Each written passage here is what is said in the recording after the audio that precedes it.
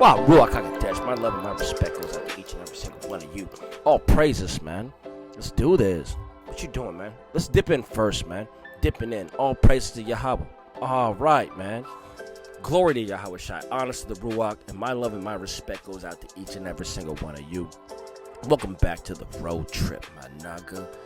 All right, man. Love you. Praise to the Most High. We're back in the works of Flavius Josephus, and we're going to finish this up, 13 and 14. And once we close out book number 6, we're going to jump into some extra Deutero-canonical adventures. We're going to read some other things. So we're going to steer off of this path, and we're going to come back to it. Maybe we'll circle back, all right? But there's some other things that we got to bring out for the nation, for the kingdom, all right? Cool, man.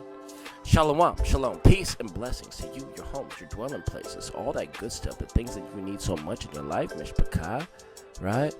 Your loved ones, your friends, your children, and of course those pets, man, those little fur babies, little fur nagas. That's right.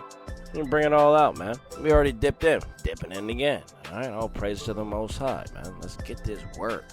So where we at, man? We're going to finish up this right here in book number 6. We're in the works of Flavius Josephus, the Antiquities of the Yahudim. Book 6, chapter 13, how David, when he had twice the opportunity of killing Saul, did not kill him. And concerning the death of Samuel and Nabal, okay? And we're going to go ahead and finish that up. If you have these works available to you, please read along with me. Whether you got the hard copies or going to be scrolling online with that blue screen, it makes no difference to me. Let's get this work. Fellas in the back, you know what to do, man. All praises to the Most High. Let's begin.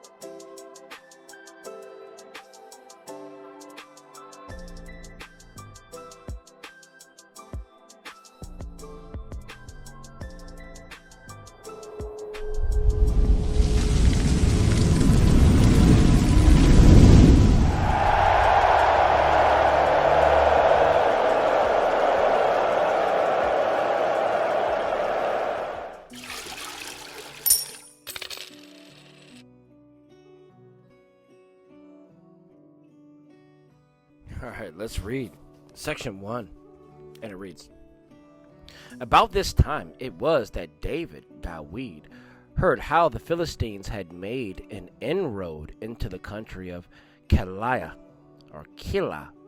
and robbed it. So he offered himself to fight against them, if the Most High Yahweh, when he should be consulted by the prophet, would grant him the victory. And when the prophet said that the Most High Yahweh gave a signal of victory, he made a sudden onset upon the Philistines with the companions, and he shed a great deal of their blood and carried off their spoils. He took it to himself. All praise to the Most High. And stayed with the inhabitants of Keilah until they had securely gathered in their grain and their fruits. However, it was told Saul the king that David was with the men of Keilah, or Keilah. How you want to say it, man? How do you all want to say it? Keilah? Does that sound fine? Keilah? I say Keilah. That's what I'm gonna do. Keilah.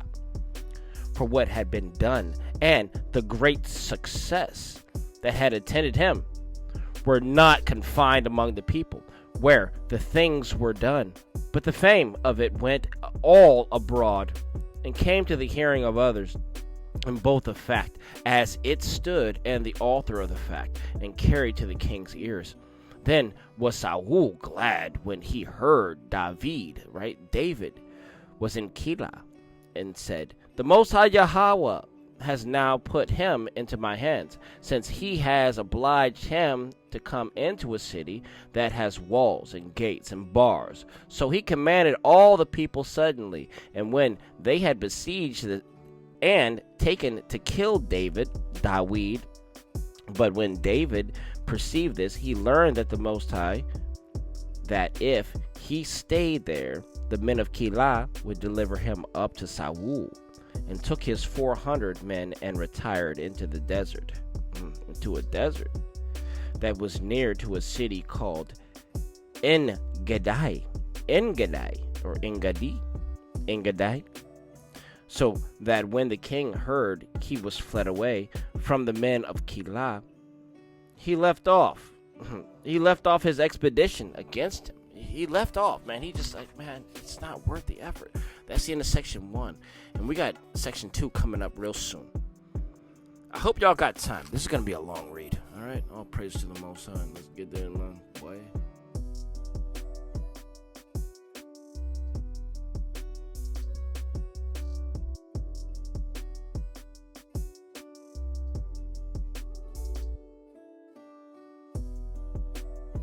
All right, Mishpachah.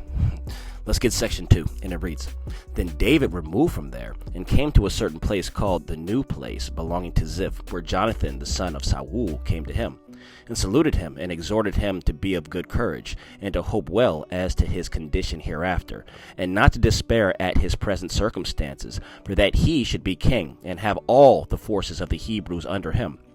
He told him that such happiness usually comes with great labor and pains. They also took oaths that they would all their lives long continue in goodwill and faithfulness one to another, and he called upon the Most High to witness as to what curses he had made upon himself, if he should transgress his covenant and should change to a contrary behavior. So Jonathan left him there, having rendered his cares and fears somewhat lighter, and returned home. Now the men of Ziph, to gratify Saul, informed him that David abode with them, and assured him that if he would come to them, they would deliver him up, for that if the king would seize on the straits of Ziph, David would not escape to any other people. So the king commended them, and confessed that he had reason to thank them, because they had given him information of his enemy. And he promised them that it should not be long before he would repay their kindness. He also sent men to seek for David, and to search the wilderness wherein he was, and he promised that he himself would follow them. Accordingly, they went before the king to hunt and to catch David, and tried not only to show their goodwill to Saul by informing him where his enemy was, but to evidence the same more plainly by delivering him up into his power. But these men failed of those their unjust and wicked desires, who, while they underwent no hazard by not discovering such an ambition of revealing this to Saul, yet did they falsely accuse and promise to deliver up a man beloved of the Most High Yahweh. Shame. And one that was unjustly sought after to be put to death, and one that might otherwise have lain concealed, and this out of flattery and expectation of gain from the king. And when David was apprised of the malignant intentions of the men of Ziph, and the approach of Saul, he left the straits of that country, and fled to the great rock that was in the wilderness of Maon. That's the end of section 2. All praises.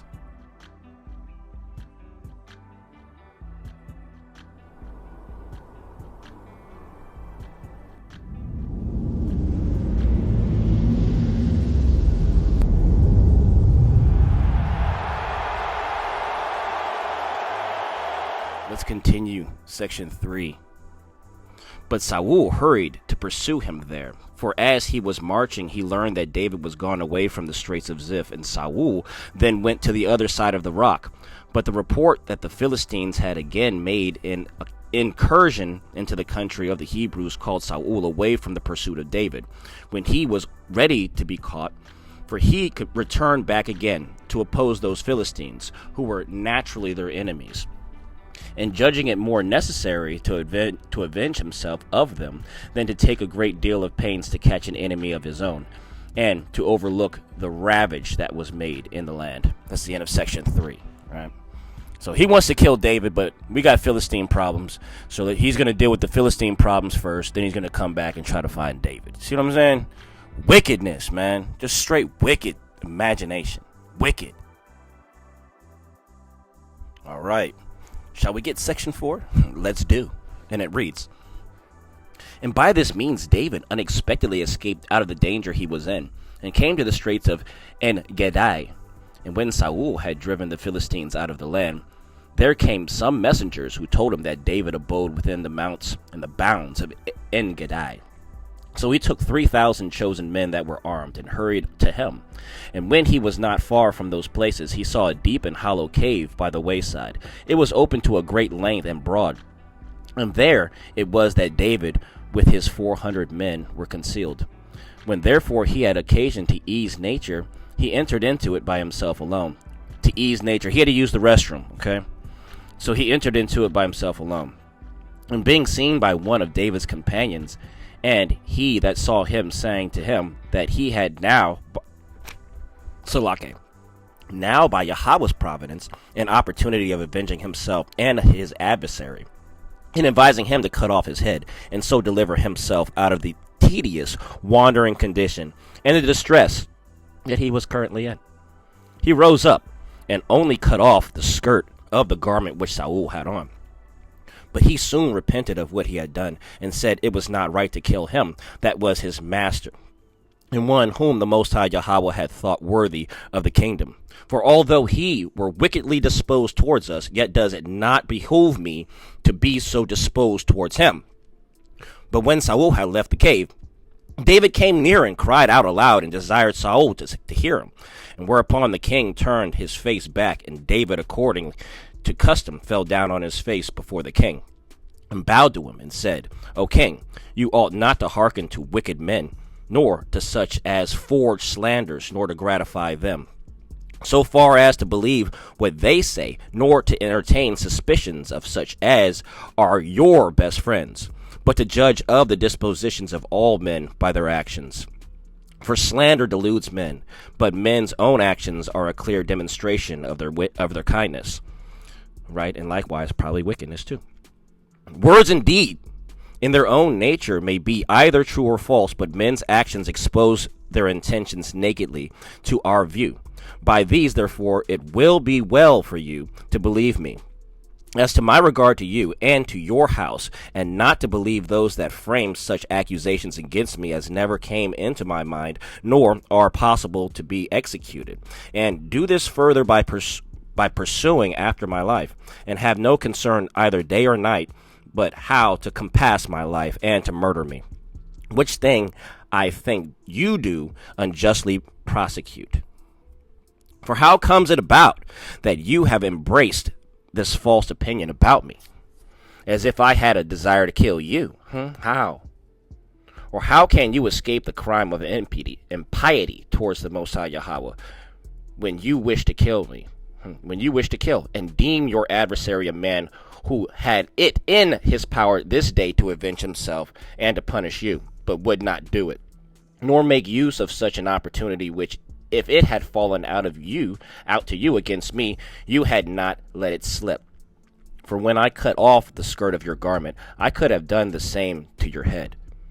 So he showed him a piece of his garment, and thereby made him agree to what he said to be true, and added, I for certain have abstained from taking a just revenge upon you. Yet are you not ashamed to prosecute me with unjust hatred? May the Most High do justice, and determine about each of our dispositions. But Saul was amazed at the strange delivery he had received, and being greatly affected with the moderation and the disposition of the young man, he groaned. And when David had done the same, the king answered, that he had the justest occasion to groan. For you have been the author of good to me, and I have been the author of calamity to you. And you have demonstrated this day that you possess the righteousness of the ancients, who determined that men ought to save their enemies, though they caught them in the desert place. In a desert place. I am now persuaded that the Most High Yahweh reserves the kingdom for you, and that you will obtain the dominion over all the Hebrews. Give me then assurances upon oath that you will not root out my family, nor, out of the remembrance of what evil I have done you, destroy my posterity, but save and preserve my house. So David swore as he desired, and sent back Saul to his own kingdom.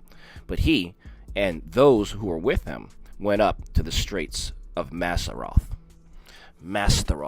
Okay, that's the end of section 4. Selah.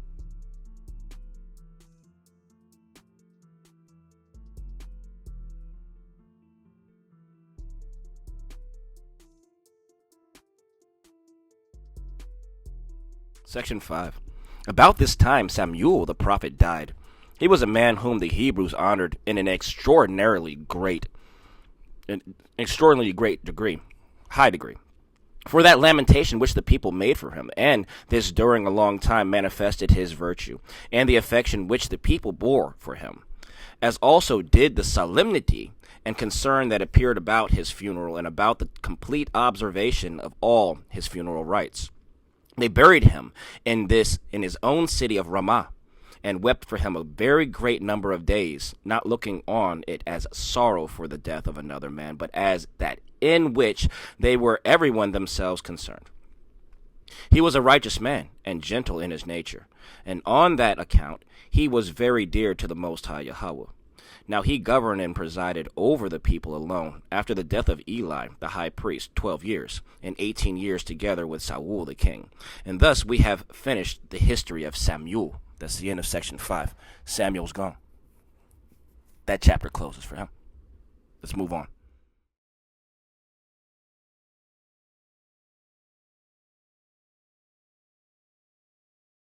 Section 6 reads, There was a man that was a Ziphite of the city of Maon, who was rich and had a vast number of cattle. For he had a flock of 3,000 sheep and another flock of 1,000 goats. Now David had charged his associates to keep these flocks without hurt and without damage, and to do them no mischief, neither out of covetousness, nor because they were in want, nor because they were in the wilderness, and so could not easily be discovered, but to esteem freedom from injustice above all the other motives, and to look upon the touching of what belonged to another man as a horrible crime, and against to the will of the Most High. These were the instructions he gave, thinking that the favors he granted this man were granted to be a good man, and one that deserved to have such care taken of his affairs. This man was Nabal, for that was his name, a harsh man, and a very wicked life, being like a cynic in the course of his behavior, but still had obtained for his wife a woman of a good character, wise and handsome. To this Nabal, therefore, David sent 10 men of his attendants at the time when he sheared his sheep, and by them saluted him, and also wished he might do what he now did for many years to come, but desired him to make him a present of what he was able to give them, since he had, to be sure, learned, and from his shepherds, that they had done him no injury, but had been his guardians a long time together, while they continued in the wilderness, and they assured him he should never repent of giving anything to David. When the messengers had carried this message to Nabal, he accosted them after an inhuman and rough manner. He was a jerk, all right? For he asked them who David was, and when he heard that he was of the son of Jesse, he said, Now is the time that fugitives grow insolent and make a figure and leave their masters. When they told David this, he was angry and commanded 400 armed men to follow him, and left 200 to take care of the rest of the stuff, for he had already 600, and went against Nabal. He also swore that he would that night utterly destroy the whole house and possessions of Nabal, for that he was grieved, not only that he had proved ungrateful to them, without making any return for the humanity they had shown him, but that he had also reproached them and used ill language to them, talking bad about my people, when he had received no cause of disgust from them. That's the end of section 6. Let's continue.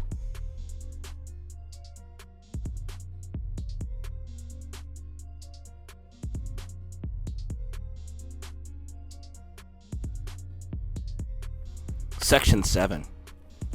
But one of those that kept the flocks of Nabal said to his mistress, Nabal's wife, that when David sent to her husband, he had received no civil answer at all from him, but that her husband had moreover added very reproachful language, while yet David had taken extraordinary care to keep his flocks from harm, and that what had passed would prove very ruinous to his master.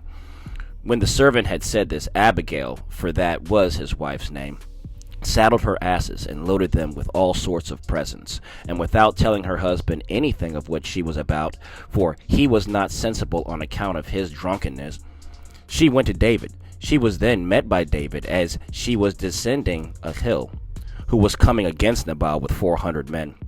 When the woman saw David, she leaped down from her ass and fell on her face and bowed down on the ground, and entreated him not to bear in mind the words of Nabal, since he knew that he resembled his name. How? Now, Nabal in the Hebrew tongue signifies folly, right? Like foolishness. So she made her apology that she did not see the messengers whom he sent. Forgive me, therefore, she said, and thank the Most High Yahweh, who has hindered you from shedding human blood. For so long as you keep yourself innocent, he will avenge you of wicked men. For that miseries await Nabal, that will fall upon his heads of your enemies. Be gracious to me, and think me so far worthy as to accept these presents from me. And out of regard to me, remit that wrath and that anger which you have against my husband and his house. For mildness and humanity become you, especially as you are to be a king. You are to be our king. Accordingly, David accepted her presents and said, Nay, but, O woman, it was no other than the Most High Yahweh's mercy which brought you to us today. For otherwise you had never seen another day. I, having sworn to destroy Nabal's house and this very night, and to leave alive not one of you who belonged to a man that was wicked and ungrateful to me and my companions. But now you have prevented me insensibly mollified my anger, as being yourself under the care of the Most High's providence. But as for Nabal, although for your sake he now escaped punishment, he will not always avoid justice, for his evil conduct on some other occasion will be his ruin. That's the end of section 7.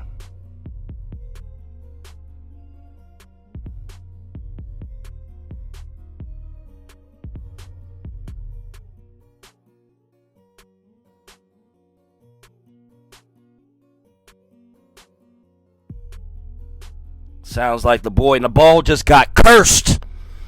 Section 8 reads, When David had said this, he dismissed the woman. But when she came home and found her husband feasting with a great company and oppressed with wine, she said nothing to him then about what had happened. But on the next day, when he was sober, she told him all the particulars, and made his whole body to appear like that of a dead man by her words, and by that grief which arose from them. So Nabal survived 10 days and no more, and then died. So he went into like a coma.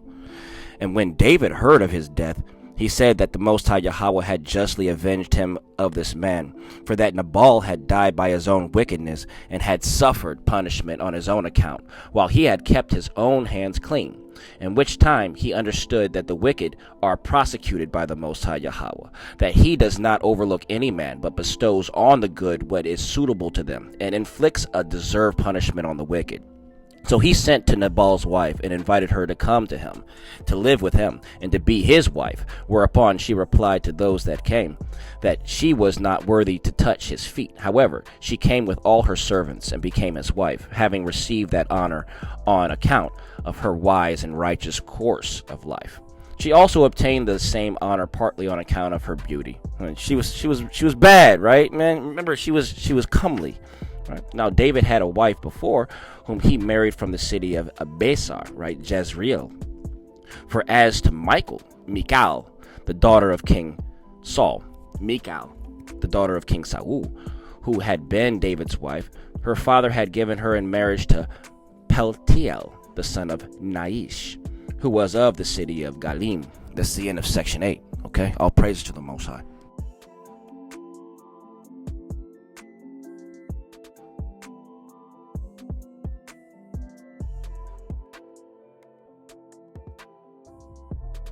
All right.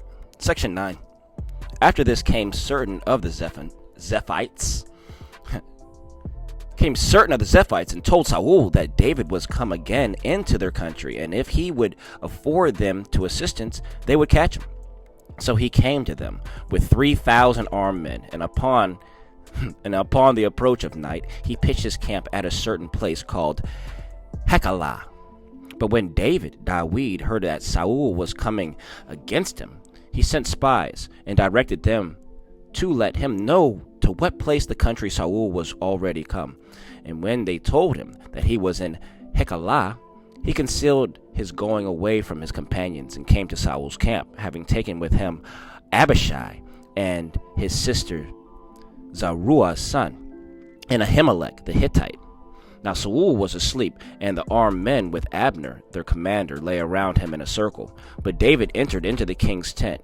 But he did neither kill Saul, though he knew where he lay, by the spear that was stuck down by him in the ground. Nor did he give leave to Abishai, who would have killed him, and was earnestly bent upon it, so to do. For he said it was a horrid crime to kill one that was ordained king by the Most High, although he was a wicked man, for that he who gave him the dominion would in time inflict punishment upon him. So he restrained his eagerness, but that it might appear to have been in his power to have killed him, when he refrained from it, he took his spear and the container of water which stood by Saul as he lay asleep, without being perceived by any of the camp, who were all asleep, and went securely away, having performed everything among the king's attendants that the opportunity afforded, and his boldness encouraged him to do. So when he had passed over a brook, and was gotten up to the top of a hill, thus he might be sufficiently heard, he cried aloud to Saul's soldiers and to Abner their commander, and awakened them out of their sleep, and called both to him and to the people. But the commander heard him, and asked who it was that called him. To whom David replied, "It is I, the son of Jesse, whom you made a vagabond. But what is this matter? What is the matter? Do you, that are a man of so great dignity and of the first rank of the king's court, take so little care of your master's body? And is sleep of more consequence to you than the preservation of your care to him? This negligence of yours deserves death and punishment to be inflicted on you, who never perceived when a little while ago some of us entered into your camp, nay, as far as the king himself, and to all the rest of you. And you look for the king's spear and his cruse of water, and you will learn what in mighty misfortune was already to overtake you in your very camp, without your knowledge of it, without your knowing it." So when Saul knew David's voice, and understood that when he had himself in his power while he was asleep, and his guards took no care of him, yet did not he kill him, but spared him, when he might justly have cut him off, he said that he owed him thanks for his preservation, and exhorted him to be of good courage, and not to be afraid of suffering any mischief from him any more, and to return to his own home.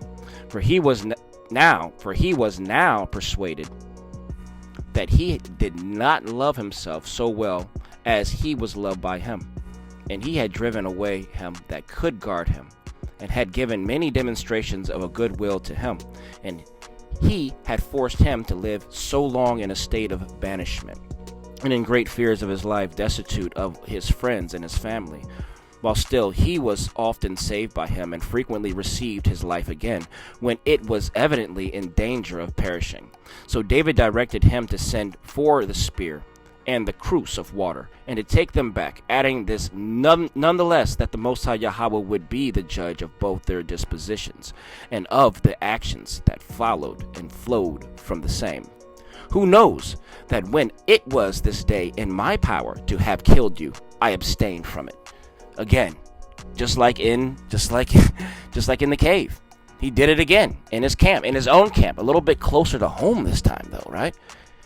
Really showing you that, like, hey, man, you don't want to play this game. That's the end of section 9. We only got one more section to go, 10, and then a couple notes. 4 notes, and then we're out of here, all right? All praises to the Most High. Selah. Section 10 reads, Thus Saul, having escaped the hands of David twice, he went his way to his royal palace in his own city. But David was afraid that if he stayed there, he should be caught by Saul. So he thought it better to go up into the land of the Philistines and abide there. Accordingly, he came with 600 men that were with him to Achish, the son of Gath, which was one of the 5 cities.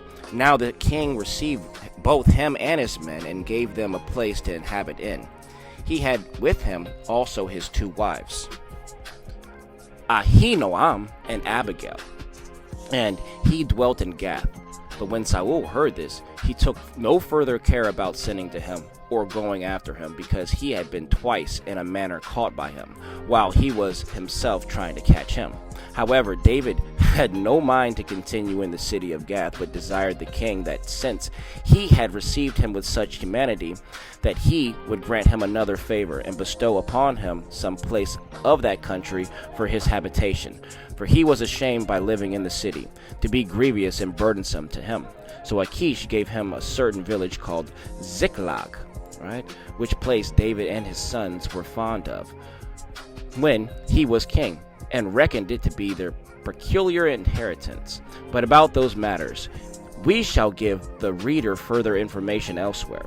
Now the time that David dwelt in Ziklag in the land of the Philistines was 4 months and 20 days.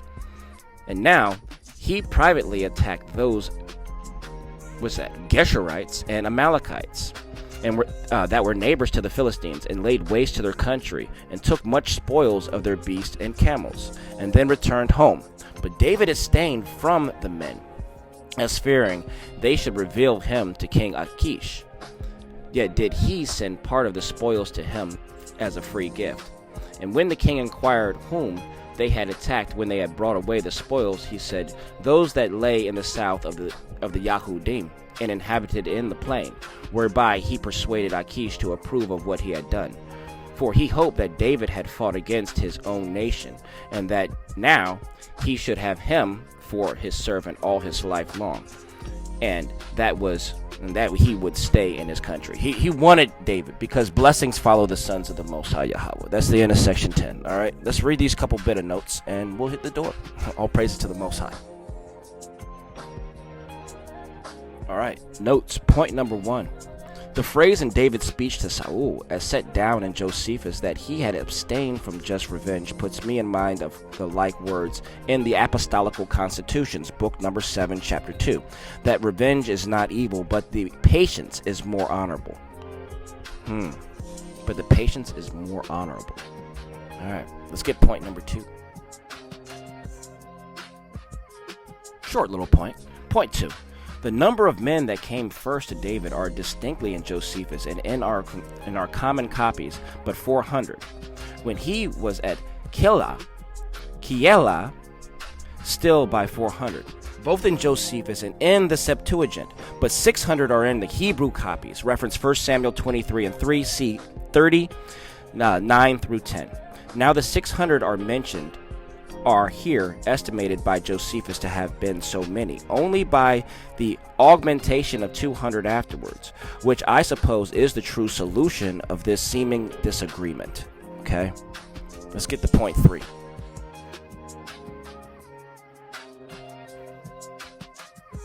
The point 3 reads, in this and the 2 next sections, we may perceive how Josephus and how Abigail herself would understand the not avenging ourselves, but heaping coals of fire on the heads of the injurious, right? Reference Proverbs 25 and 22, also Romans 12 and 20. Now, as we do now, but of leaving them to the judgment of the Most High Yahweh, to whom vengeance belongs. Reference Deuteronomy 32 and 35. 32-35, and also Psalms 94 and 1, Hebrews 10 and 30. And who will take vengeance on the wicked? And since all the Most High Yahweh's judgments are just, and all fit to be executed, and all at length for the good of the persons punished, I incline to think that to be the meaning of this phrase of heaping coals of fire on their heads. All praises to the Most High. Let it be done. So be it. Amen. We got one more point. 4 to the door. All right.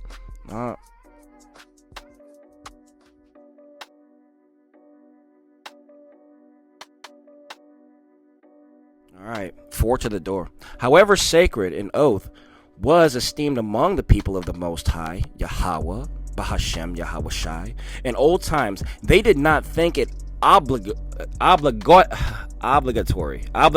like an obligation. All right, tongue twisters, where the action was plainly unlawful. For so we see it was in this case of David, who although he had sworn to destroy Nabal and his family, yet does he here.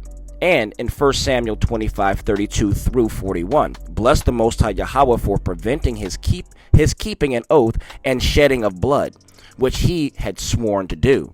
See, so there can be a take back. It's a righteous take back to save a life, to save a soul. There can be a righteous take back, I guess, on a swear. It's just safer not to swear. It's safer not to make those kind of sworn oaths, right? It's safer just not to do it, right? So you don't got to worry about obligatory, got that word, man? Obligatory reasons to be disobedient to that oath, man. Huh? Yeah. So anyway, that's the end of that one. All praise. So that's the end of chapter 13. There's only one more chapter in book 6, I believe. I think it's just chapter 14 is the last book. We're going to read that one tomorrow, and we're going to close up book 6, and we're also going to close up the works of Flavius Josephus for now. There's a lot more left in this book. I'm talking about thousands of pages, right? 1,000 pages. So we're going to circle back to that later.